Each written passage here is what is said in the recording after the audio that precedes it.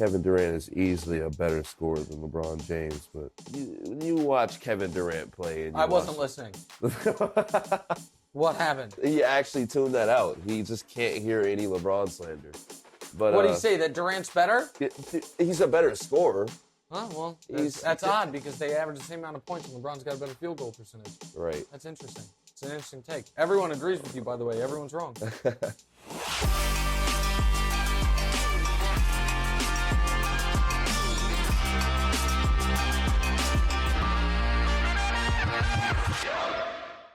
Finally, it's here.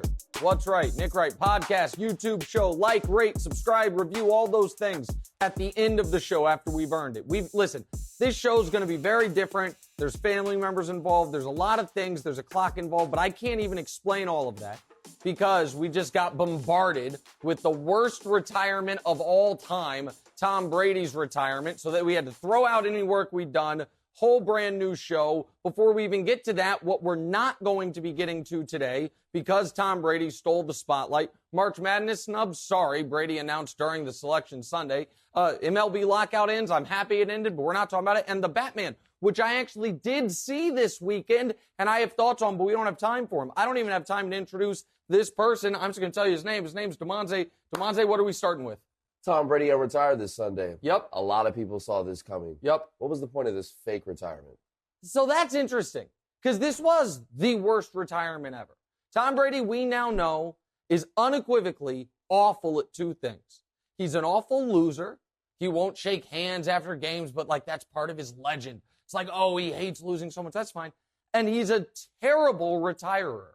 This is the worst retirement in sports since the world's strongest man, WWE champion Mark Henry. He once upon a time retired, and in the retirement ceremony, unretired and started fighting John Cena. That happened. He picked him up, body slammed him. He's wearing a pink suit. You should Google it. It's a good clip. So this is the worst retirement ever. It's worse than either of Jordan's, anything Favre did. Roger Clemens in George's box. It's worse than that. He said, I don't know how I'm going to feel in 6 months. He said that less than 6 weeks ago. It lasted 40 days, did Tom Brady's retirement. So let's spin it forward. What does it mean?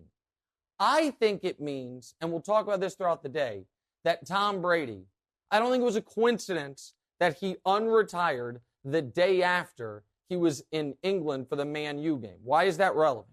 The person who owns, the family that owns the Bucks, the Glazer family, also owns Manchester United.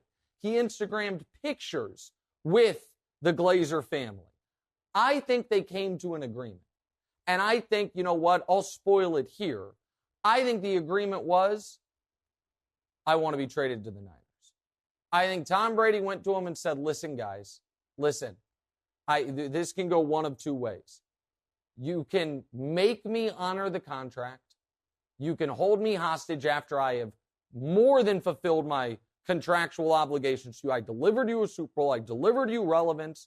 I had an amazing playoff comeback that came up just short. You can let me go check off the one box that is unchecked on my football resume, which is playing for my hometown team, which is following, if I may, the LeBron James model of starting in the cold weather northern city, then going to Florida, then going to the historic franchise out in California. It's exactly what Brady's doing. LeBron happened to already do it. Neither here nor there. You can let me do that, or you can make me play for you. If I'm Brady and I'm talking to the Glazers, if you make me play for you, I want you to understand that when my career is over, I'm going to treat my Bucks time the way the media treats Michael Jordan's Wizards time, like it didn't happen. Everyone call me a 7-time Super Bowl champion. I'm going to talk about my 6 rings in New England. I'm going to erase you from my public memories as a football player. Or you can be good teammates here. You can be good partners here. You can get back Jimmy Garoppolo. You can let me go there, and I will, I'll come back for all your events. I'll be a great Bucks legend. So I believe that was the negotiation with the Glazers. There's a different question to Monze, which is what the negotiation with Giselle was like, because supposedly he did this to spend more time with the family. Yeah, and how do you think Mom would react if you did what Tom Brady just did? So that's a great question. Because now maybe Giselle was on board the whole time. That's my wife, my 2 daughters, and this idiot. And we'll talk more about that picture and this guy next to me in a moment. In my experience, if wives are annoyed with you for something that you do, I'll use an example from my life. My wife hates that for the better part of 15 years, on again, off again, I've smoked Black and Milds. But you know what she hates even more than me smoking Black and Milds? When I've told her, I'm quitting. I'm done with them.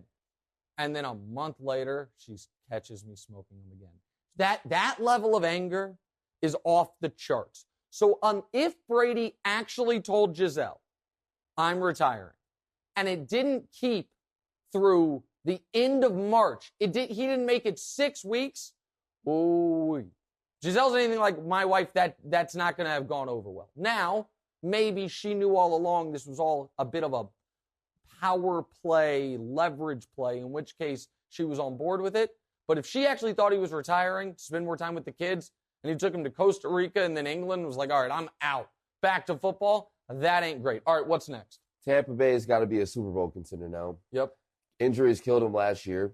Do you think they'll be back as NFC favorites? Okay, so let's assume, for the sake of this discussion, that I'm wrong about Brady going to San Francisco. Let's just assume, for the sake of this part of the discussion, that Tom Brady is, in fact, going to stay with the Bucs. I don't think they're Super Bowl contenders. I don't. I think that when they won the Super Bowl, they had 5 excellent offensive linemen. Well, one of them, Ali Marpet, just retired. Now, they did re-sign Ryan Jensen shortly after the Brady news, but they lost Marpet. When they won the Super Bowl, Gronk was a huge part of it. Gronk is a free agent, as is O.J. Howard, by the way, but also Gronk looked like a shell of himself last year. When they won the Super Bowl, they had Ronald Jones and Leonard Fournette. They're both pending free agents. On the other side of the ball, Ndamukong Suh's a free agent, Jason Pierre-Paul's a free agent, and their secondary is still a mess. Receiving core, I didn't even mention that. They had AB, he's obviously gone. Now they still have Mike Evans and Chris Godwin, but Godwin, they got to franchise tag him. Or they franchise tagged him, and now he's coming off the ACL, so we don't know when he's going to be fully healthy. So no, with the Bucs, if he stays with the Bucs, Demonte, I do not think they are one of the 3 best teams in the NFC. I don't think they're a real contender.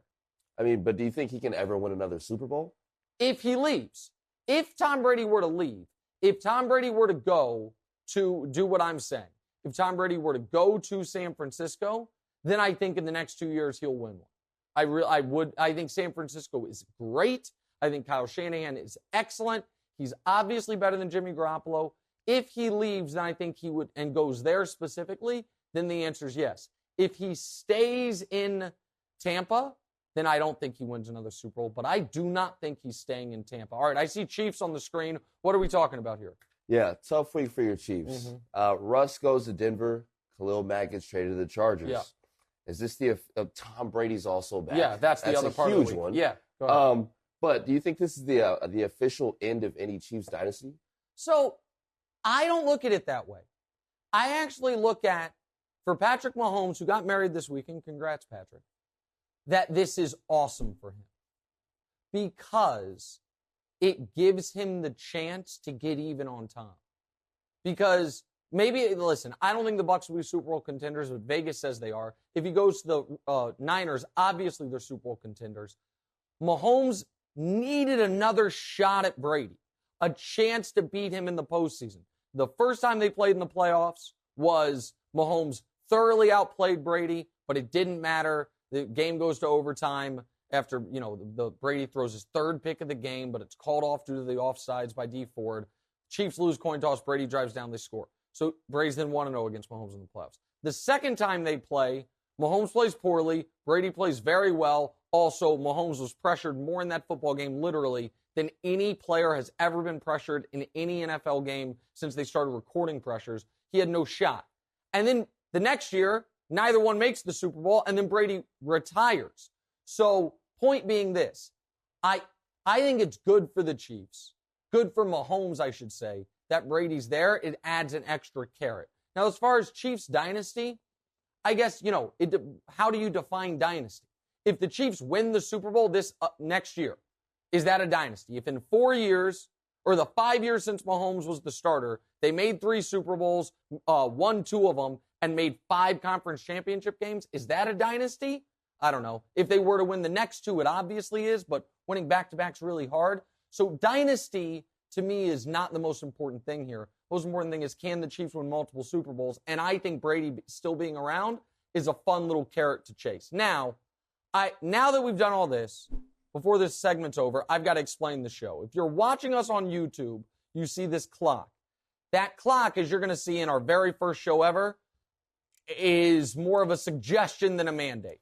Because I'm not going to hit this 10-minute timer. I got less than a minute left if you're listening. No chance I hit it. Because the reason it's there is because I'm so long-winded, I need to have some type of goal. And if I go fast enough, then I can use this time for anything I want. I could rant about the Batman movie if I wanted to. I could talk about the scourge that is QR codes as menus instead of regular paper menus. But I have to earn that time. That's the theory of the clock.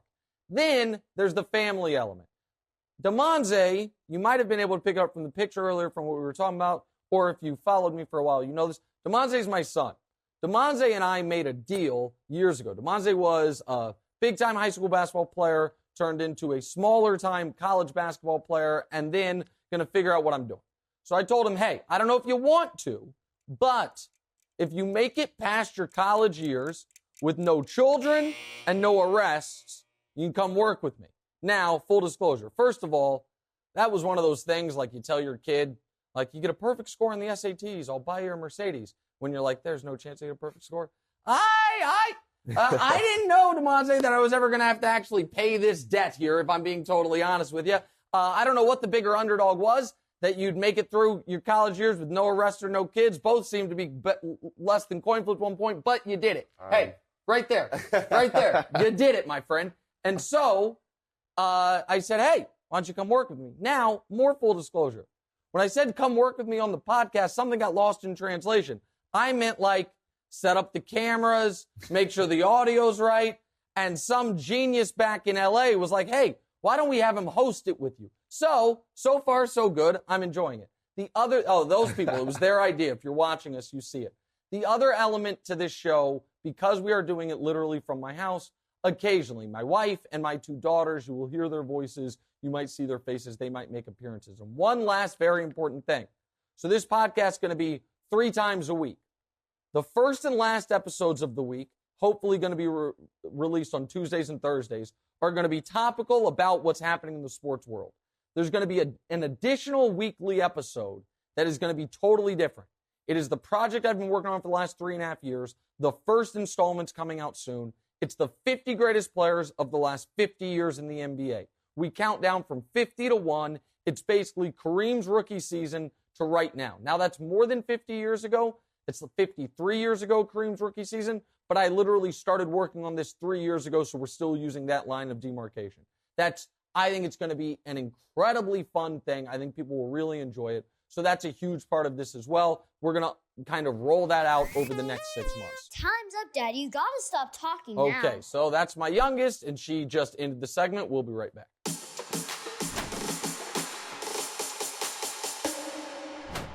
Welcome back in. It is the inaugural episode of the What's Right with Nick Wright podcast YouTube show. I know I said you can wait to subscribe, rate, and review all those things until after the show, but I thought we kind of crushed a little news-breaking Tom Brady retirement A-block. So go ahead right now and subscribe to the podcast on whatever, Spotify, Apple Podcasts, however you get it. Follow us on YouTube so you can really get the full version of the show. Do all those things. You can even follow us on socials, including this dope. Set up a social account, a Twitter account for the first, you know what, that's a lie. Demonze has older Twitter accounts, but they were blasted into the sun because of terrible tweets. They're gone forever. So there's a new one, and one of the benefits to having your given name be Demonze, not a bunch of Demonzes out there. So Demonze Bird was available. That's Bird with a Y. You can follow him. He's already talking trash to me on there, but it's the B block. We need to play some games. The first one is Nick Makes It Right. Demonze, what am I fixing? Fans are filling out their brackets. Yep. Do you think you can make an American institution even better? And how so? Yes, it's very easy. It's very, very easy for me to make the way we all fill out brackets and all our bracket contests better. And it makes your social feeds more tolerable. We all come together and make a solemn oath, a commitment, that if we want the ability to send out a single tweet or IG post or TikTok video, anything, bragging about how good, or the old reverse brag, oh, my bracket's so busted, look at how bad it is.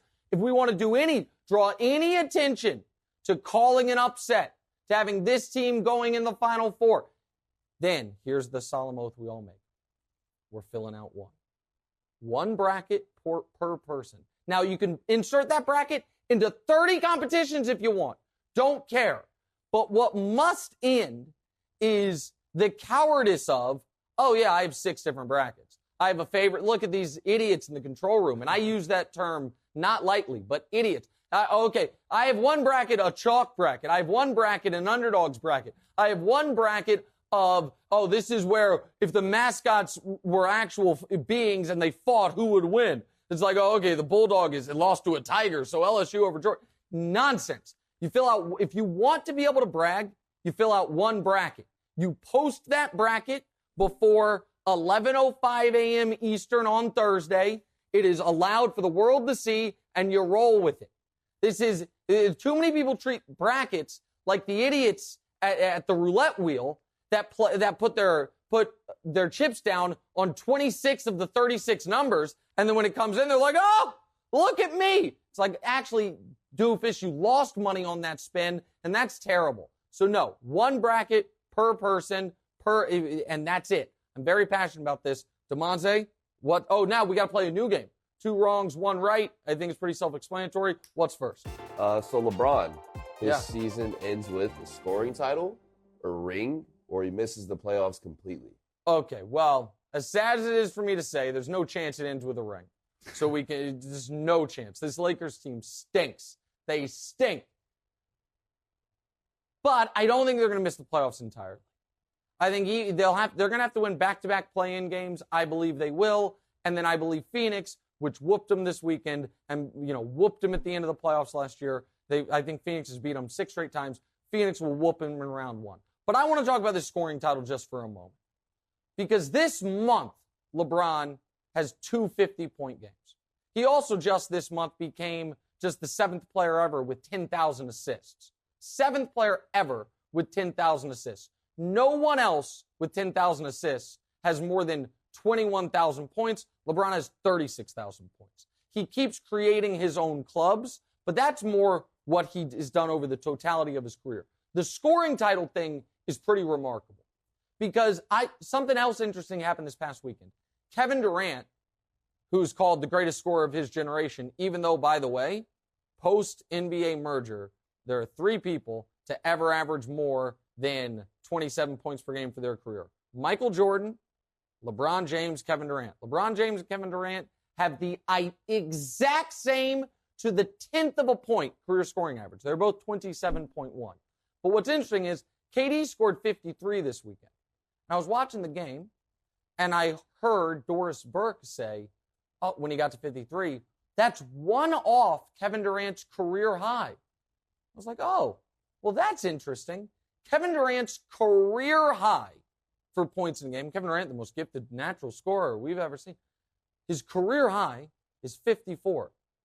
LeBron James' high of March of 2022 is 56. So for a guy who's not a natural scorer, seems like pretty damn good score.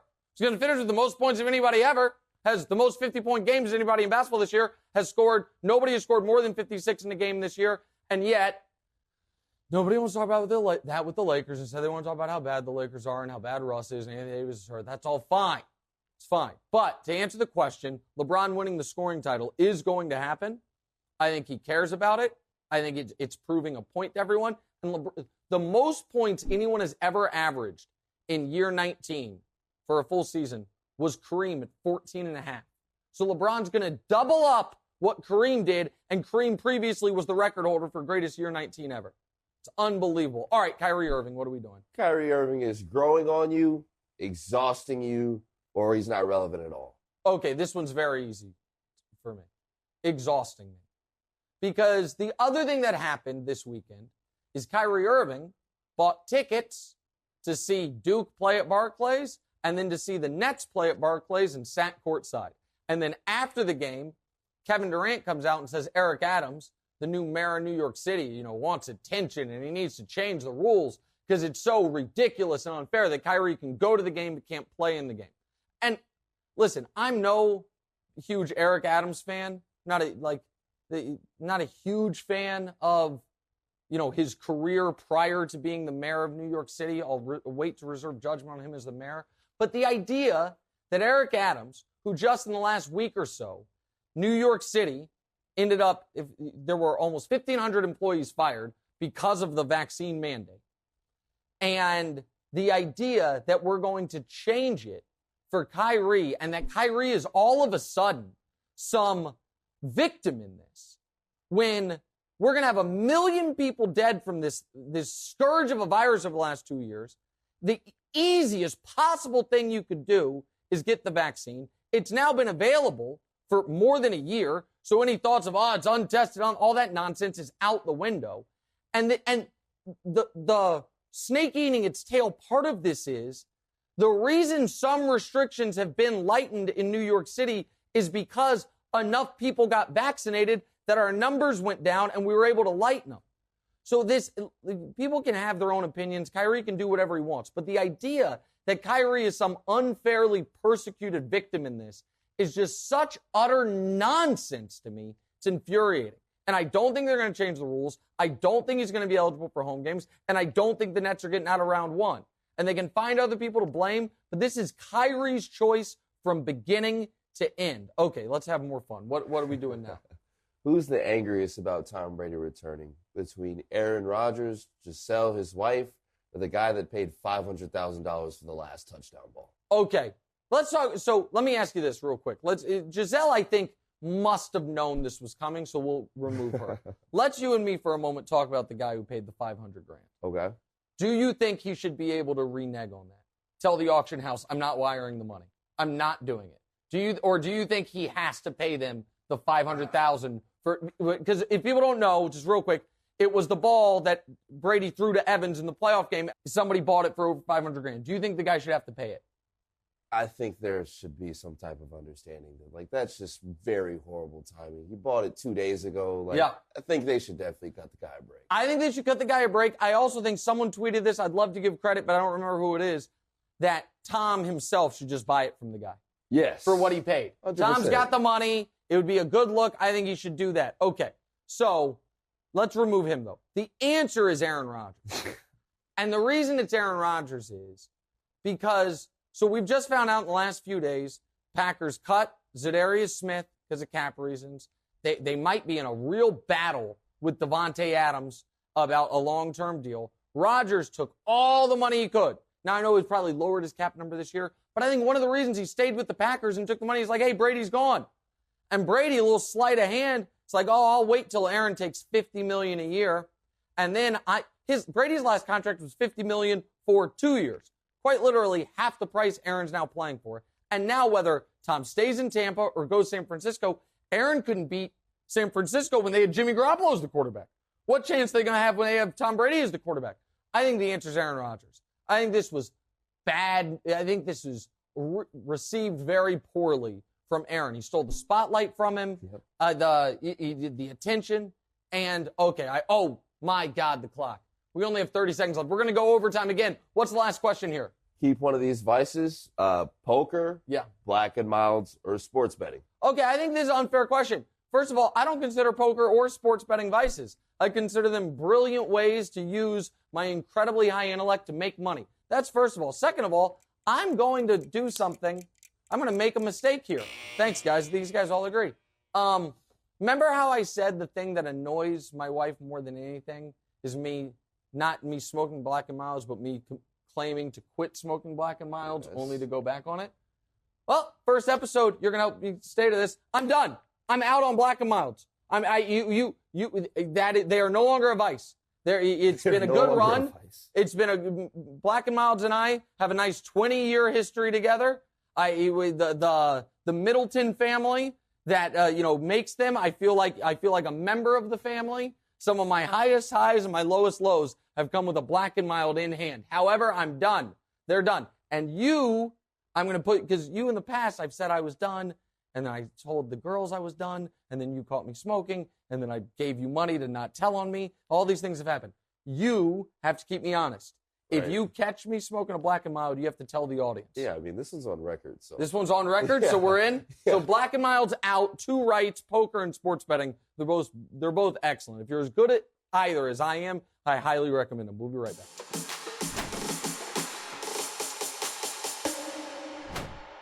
All right, welcome back in. Final quick segment, What's Right with Nick Wright podcast, YouTube show. DeMonte, I think we've done a really good job so far. I think people should subscribe. I think they should rate. I think they should review, all those things. But before we go, you've got one more question for me. Go right ahead.